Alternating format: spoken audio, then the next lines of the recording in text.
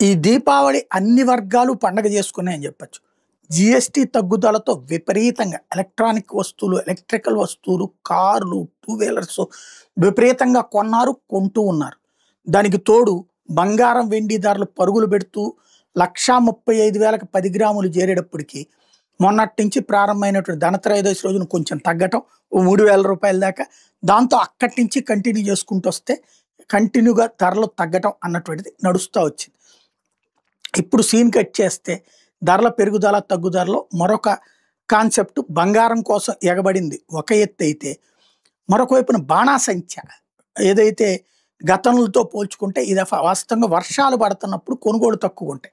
నిన్న పొద్దున దాకా ఇబ్బంది పెట్టింది వర్షం. నిన్న పొద్దున్న దాకా కూడా వివిధ ప్రాంతాల్లో పట్టడంతో ఇక ఈ దఫా అంటే ఈ 2 రోజులు అమ్ముకుంటే అమ్ముకున్నట్టు. ఈ 3-4 రోజుల నుంచి ఎక్కడో చోట వర్షాలు వస్తూనే ఉన్నాయి. ఈ 2 రోజుల్లోదే హైయెస్ట్ సేల్ ఉంటుంది. దీపావళి బాణాసంచలో 70-80% కొనేది ఈ 2 రోజులే.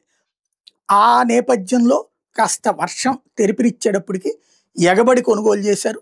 దాంతో అటు బాణాసంచ వ్యాపారులకు కూడా సంతోషమే.